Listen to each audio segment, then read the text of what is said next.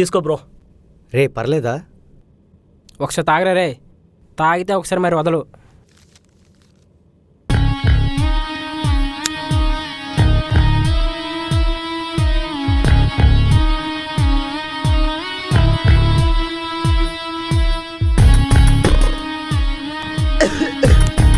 రేయ్ మెల్లగా.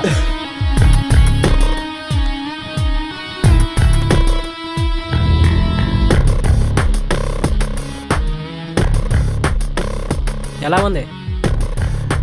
ఇన్ని రోజులు సిగరెట్లు అన్నా, దాని అమ్మ మొగుడిలో ఉంది కదరా బాబు. ముందే చెప్పాను కదరా, ఎంజాయ్ అంటే ఏంటో చూపిస్తానని.